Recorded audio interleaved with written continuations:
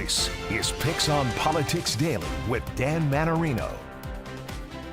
Hey everybody, welcome to PIX on Politics Daily. I'm Dan Mannarino. It is Wednesday. Happy hump day to you, August 27th. And yes, we're paying all attention to things that are going on in the race for New York City mayor and, of course, New Jersey governor. Those are the two big races that we're closely paying attention to. I talk about it almost every single day here, right? But there's another big issue that's happening around the country, right? And it comes down to redistricting. I don't know if you've been paying attention to the news of what kind of played out in Texas. Remember, we were talking about how some of the state Democrats in the state of Texas came here to New York City and Albany, and we're talking with Governor Hochul, all because of this idea of redistricting and redrawing the lines in the state of Texas that would benefit Republicans. This was allegedly at the order of the president to find more Republican seats, right? And it kind of created this whole conversation around who else should redistrict. Should Democrats look at this idea as well? California and Gavin Newsom was very outspoken about it, saying, look, we're going to try to do that here as well. What's the legality of it all, right? It can get convoluted. It can get messy. So let's bring in right now State Senator Majority Leader Michael Gianaris, who is right now joining us in studio. Good to see you. Thanks, Dad. Thanks for having me. This is great to have you in person. It's nice for someone named Mike to come in on Hump Day. I don't know if you remember those ads. Mike. Exactly. Of course I remember. So let's talk about this, right? Because the issue kind of played out in Texas, and then the Democrats eventually had to go back, and they had to vote on this. But just a couple years ago, when the idea of lines being redrawn in New York, it became this big issue. And Republicans were like, well, how dare they redraw the lines, right? But that it is supposed to happen every 10 years with a census. That's right. Yeah, so the census is done every 10 years. That gives the baseline for the population shifts that happen in the country. That's how congressional seats are assigned based on the population changes from the decade before.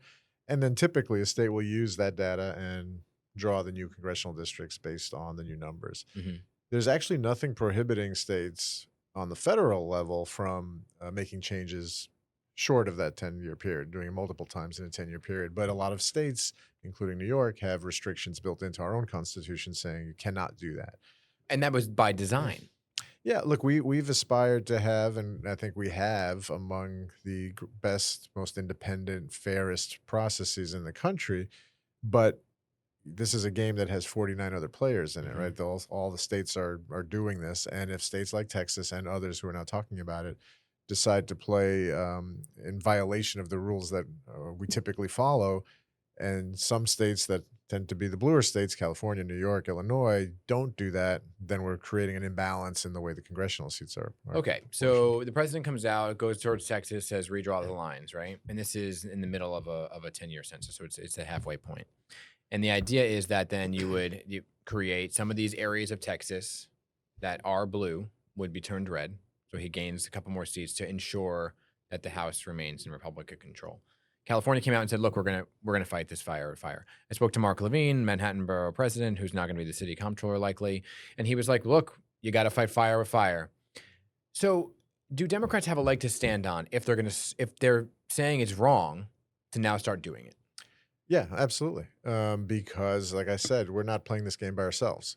And if you have some states that are tilting the scales in one direction and the other states are not doing that, you're going to have a Congress that's not representative of the people of this country, because you're going to have all the red states doing this, all the red states gerrymandering, and then the blue states trying to play by the rules, so to speak. You're going to end up with a power imbalance that it's going to affect the whole nation, obviously. And so one of the things that we're noodling around here in New York, myself and Assemblymember Michael Asher from Manhattan have put forward a proposal that says we can kind of deviate from our normal process if and only if other states have already done this, right? So in a case like Texas, now that they've done it, you could say, well, here's a state that has not adhered to this principle of doing it once every 10 years, so we shouldn't either. And then that will reopen our process only in that circumstance. So we kind of maintain our principled approach to doing this, but if other states are violating that, we could kind of match them and offset what they're trying to do. Okay. And then it becomes a Pandora's box, right? Kind of you open it and then everyone's going to start doing it. Well, it's already been opened. That's the problem. And so, yes, I mean, they opened it and we're not trying to do it. So for you and your vision, what does it look like then, right? You redraw the lines to what? Turn some red seats blue? Well, look, we're discussing this with the governor and our leadership in Congress, which happens to be all from New York as well. So they all have a great interest and knowledge of what happens here. about the best way to do it.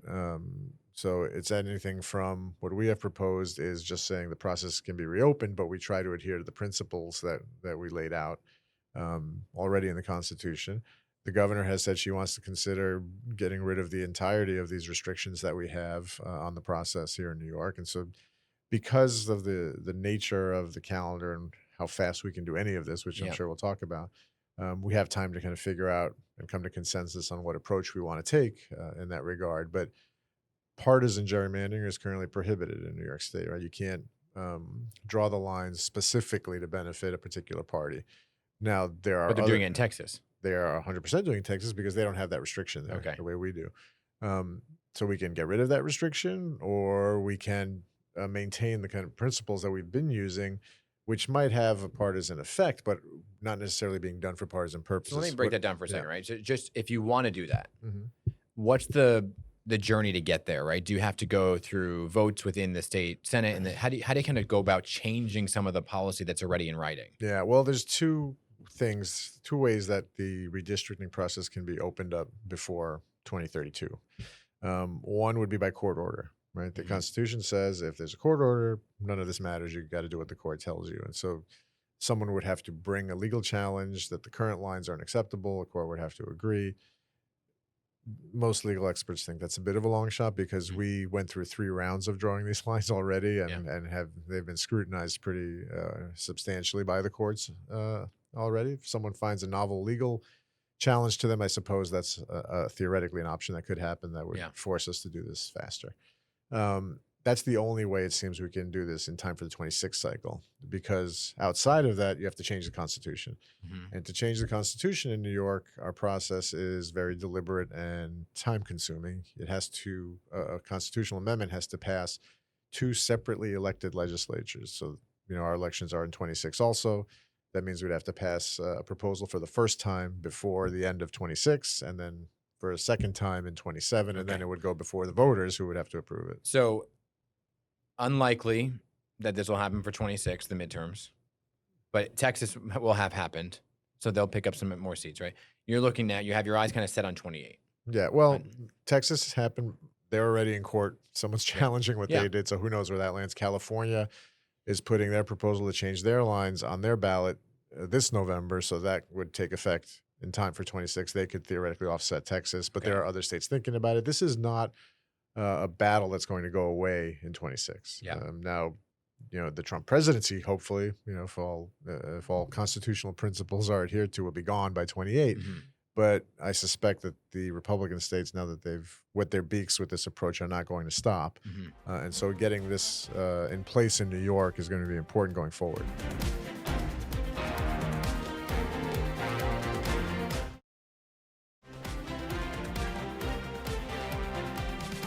You mentioned something that was really important too, because I was going to ask you, where does the voter kind of fit in all of this?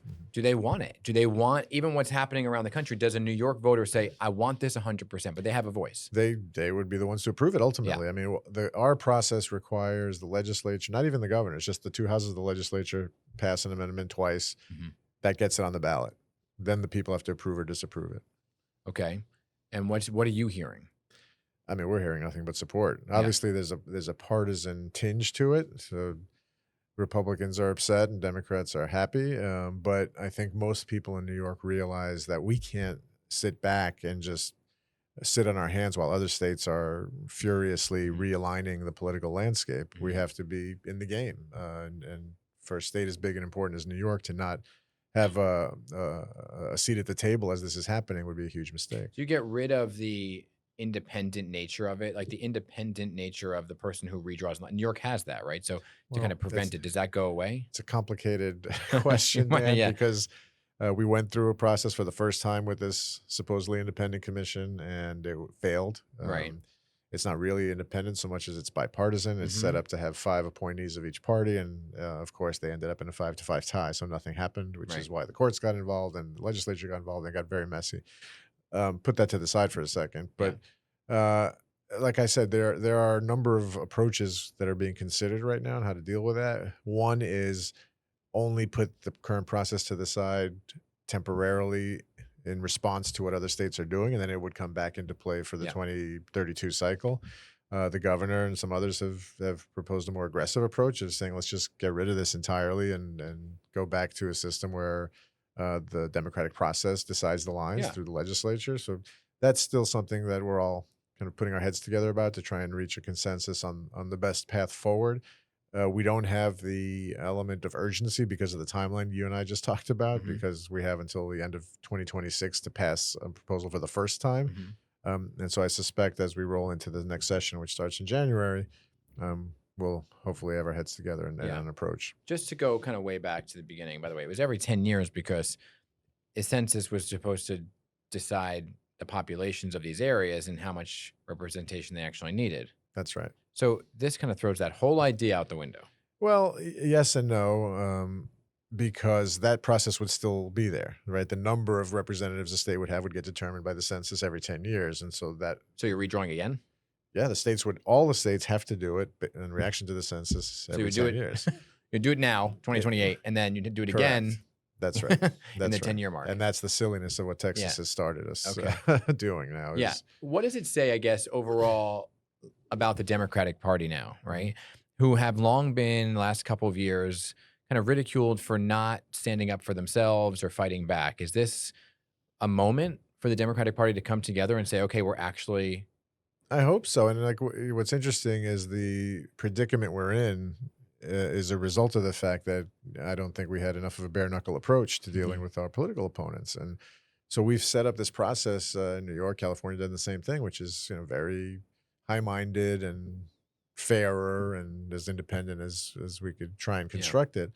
And it's now put us in a situation where other states are running circles around us because we don't have the time to do it, and we have to scramble to try and change our process. So look, I'm glad that the leadership of the party has realized it's something we need to do now. Hopefully that extends into other aspects of governing. Because we can't sit there and try and be the Boy Scouts in the room while we're getting shivved by the Republicans. Yeah, well, another, kind of, and if we may kind of deviate off of this topic for a second, about just talking about larger about Democratic Party, they have a tough time kind of coalescing around a candidate. And we saw it played out in the presidential politics, like whether or not Kamala Harris should have been the nominee versus somebody else. And now we're seeing it on the more local levels, right? And it comes to the mayoral race of Zohran Mamdani, and whether he is the Democratic nominee and whether or not some Democrats are going to come out and support him. Do you? I certainly do. I mean, like in full disclosure, we represent overlapping districts. He's a friend. I think he's done a tremendous job galvanizing the public sentiment around this campaign. But I look at it very simply. Take that out of the equation for a second. There was a process we have to select our nominee. It was, by all accounts, robust. It had the highest turnout we've had in a mayoral primary in quite some time, potentially ever, when all the numbers are in. And the voters of the Democratic Party were very clear in their choice. So for a party leader, what do you say then to somebody like Andrew Cuomo, who will say they weren't Democrats, they were socialists? That's what he told me. He said the people who voted for Zohran Mamdani were not Democrats, they were socialists. Well, it's not up to Andrew Cuomo to decide who's a Democrat. In fact, he'd be the last person I would ask who should be a Democrat, because he spent the better part of a decade keeping the Democrats in the Senate out of power by aligning with the Republicans. And you see his campaign now for mayor is essentially a Republican campaign. He's trying to tap into the fact that it's no longer a primary and have Republicans and conservative-minded independents vote for him. So I don't really put a lot of weight into what Andrew Cuomo says. But the fact is, if someone registers as a Democrat and participates in the democratic process, that determines who is a Democrat. And so those people had their say. And for party leaders to say, well, I'm not going to support the choice of our party, they don't get to determine who's the nominee. The Democratic Party voters get to determine who's the nominee, and they made that determination very clearly and in larger numbers than anyone thought would happen. And so what you're really doing is not thumbing your nose at Zohran Mamdani if you don't support him as a Democrat. You're thumbing your nose at over 500,000 Democrats in New York City who want him to be the choice. Right, and so that gets back to the point of the Democratic Party, and part of the larger conversation about redrawing and doing what they see as a whole for the party. So for the leaders who aren't supporting Zohran, what does it say about the party if they won't come out and emphatically support a Democratic nominee? Is there a fracture in the party? Yeah, I mean, I think there certainly is. It's hard to deny it, and I think it's a mistake because, if we fancy ourselves a party that is grassroots and driven by the people, this is an easy choice. What are we even talking about? But there are a number of powerful interests that don't want Zoran to become the mayor. And they are influencing a lot of the party leaders and keeping them on the sidelines. And I think that's a huge mistake. Yeah. You're fascinating to talk to. Keep us posted about the process for the whole redrawing of the lines. I think it's going to be a very interesting conversation between now and either 2026 or 2028. Yep. Well, happy to come back anytime. Yeah. Dan. All right. Good to see you. Thank you very much. All right. And that'll do it for us here on Picks and Politics Daily, everybody. Just so you know what we're doing on Picks and Politics this week, because it's a holiday weekend and people are just starting to pay attention to the mayor's race that the senator and I were just chatting about. We're going to replay some of the biggest interviews from Zoran Mamdani, Eric Adams, Andrew Cuomo, Curtis Sliwa, Jim Walden, wrap it all into a show for many of those folks who are just starting to now pay attention to the race. That's this Friday at 6:30 p.m. But that'll do it for us today. I'll see you back here tomorrow.